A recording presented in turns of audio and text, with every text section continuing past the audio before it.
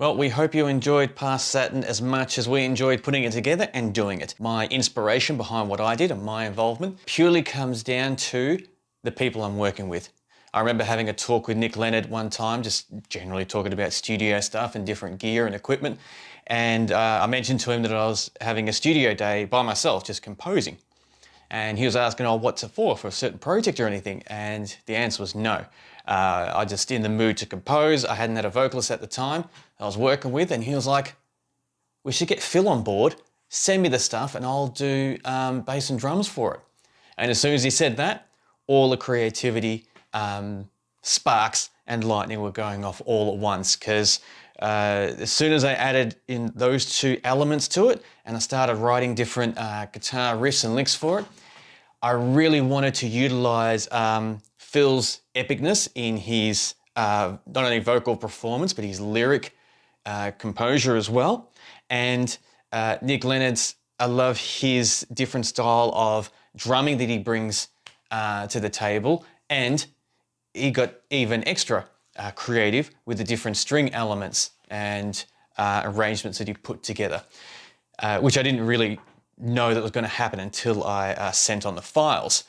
But with the guitar aspect that I put together, I felt like I wanted intense. I wanted to keep it nice and intense and pushy, but I really wanted to also try create the epicness and the big dynamic sound and flow with it, which is what you hear in like the intro and the chorus. That more, I really feel like visually it's like that big cinematic epic, big landscape type of view on what's actually going on and happening. And I think we achieved that really, really well. All the elements came together brilliantly. It kept to exactly what I was hoping for when I started writing. When Nick brought his stuff to the table, it just fitted in perfect. When Phil did his thing to put all the icing on the top, it just fitted in perfect. There wasn't really any elements and needing to go backwards and forwards and trialing this and trialing that. It all just fitted in perfectly, absolutely perfectly. So as I said, I hope you enjoyed this song and the film clip as much as we enjoyed putting it together, because it was an amazing journey. And the results, I'm blown away by it. I'm absolutely ecstatic, I'm excited, and proud of it as well. And it's lots and lots of fun. And I can sit down and just watch that over and over again, because it is awesome.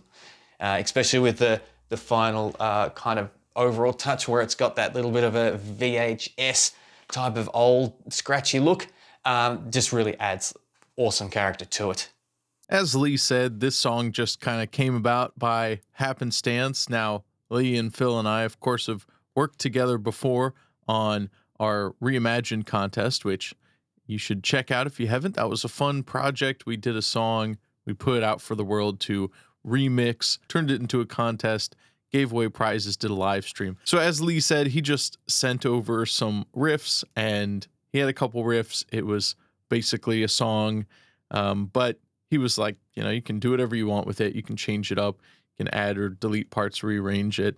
And I was just like, nah, it's good. I like it, and I'm just going to roll with it. I think it's kind of a fun creative challenge to embrace someone else's vision, and rather than try to immediately go and make it exactly your own, just make it as good as possible, because I liked what he laid down. I write to myself all the time. It's nice to write with someone else's music. So I put on the drums, I did bass, I did the keys.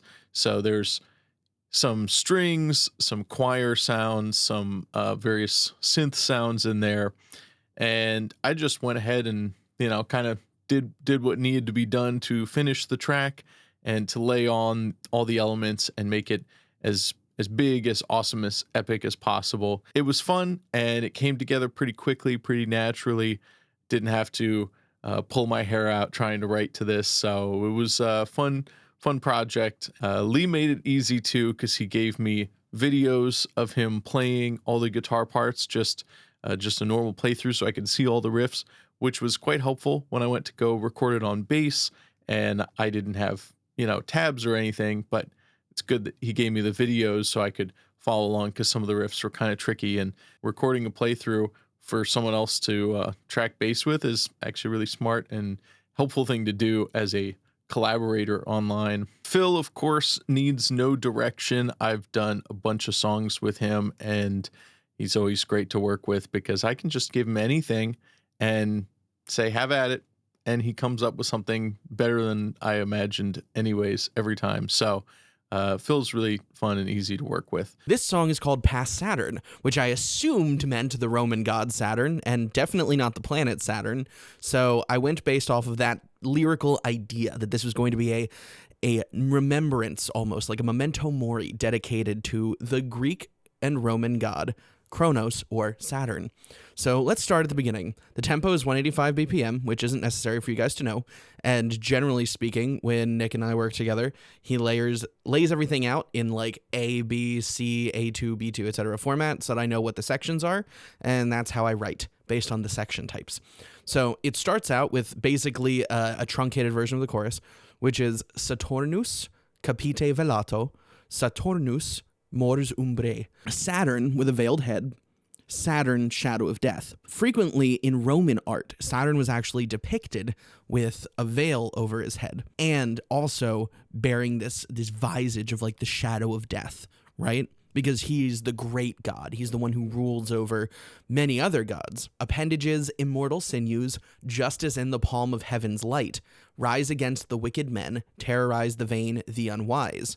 Opposition stands to gain in wealth and rage, impetuous, conspicuous consumption, resolute in Saturn's name. Saturn's role as one of the pantheon of Roman gods was to carry upon his shoulders not only the light of heaven, but also to dole out justice, that feeling of just this divine wrath or judgment cast down by Saturn, the king of the gods. All rise for the honor of the king of the light, in reverence of the skies, the blood sacrifice.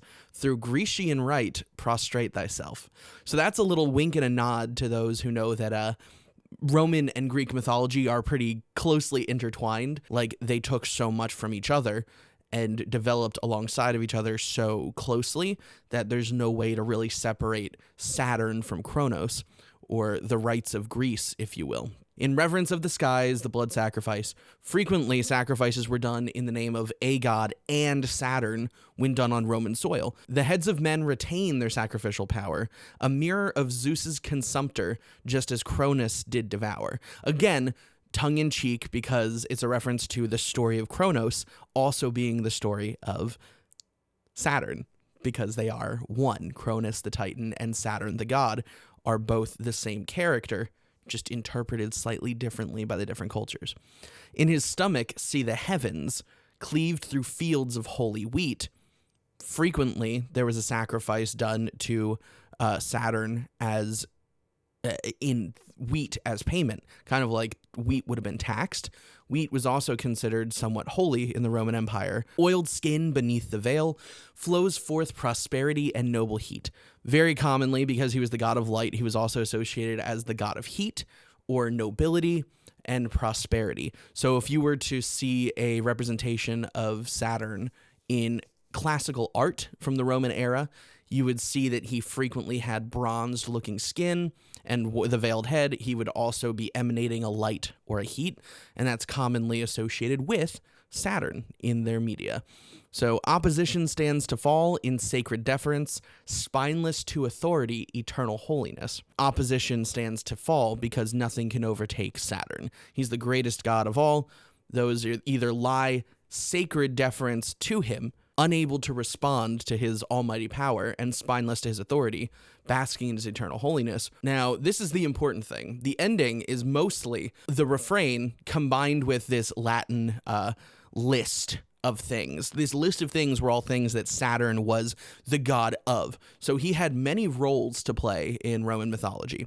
So tempus, meaning time, opes, meaning wealth, dissolutio, meaning dissolution, which, is a cognate in English, and innovatio, which means innovation, also a cognate in English. He was the god of all of these things. Time, Chronos, into Saturn. Chronology is the Greek cognate for time. So it all it plays together in a fun linguistic way. but he's also the god of wealth. So he judges the wealthy, provides prosperity for the wealthy, but he also dissolves nations, dissolves towns, dissolves those who are unjust and unworthy of carrying that wealth, and then breeds innovation. So those who might have been destroyed will then be able to get a light of guidance or intellect or will in order to develop their own prosperity through the process of innovation. So Saturn was kind of like a almost precursor to this idea of like the one guy who does almost everything. So time, wealth, destruction, and innovation, all under one umbrella, under one veiled head, and under the shadow of death.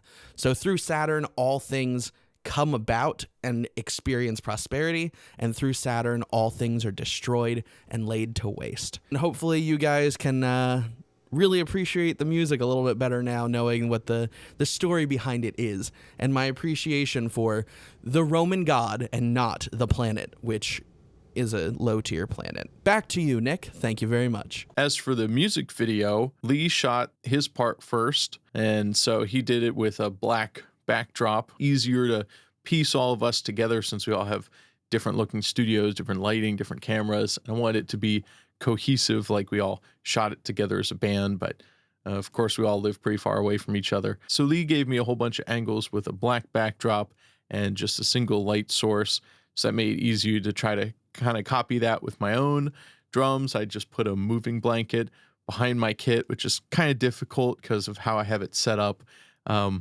So I managed to just barely get a black backdrop behind it, and it was kind of a little uncomfortable to play with right behind me, but whatever. It ended up looking cool enough. Phil did his part in the basement. The video's all kind of low budget, easy DIY style, and so it was fun to do that, and no pressure. I think it ended up looking cool, and you kind of get better cohesion in some ways because we went for a lo-fi angle than if we were all trying to make it look like super duper professional. They would all look very obviously different. So kind of blends together better. It's fun to do this style, make it look kind of like old VHS style. I think it ended up looking really cool in the end, but it's not because of, you know, fancy cameras or lighting setups. So this was very down and dirty basement style.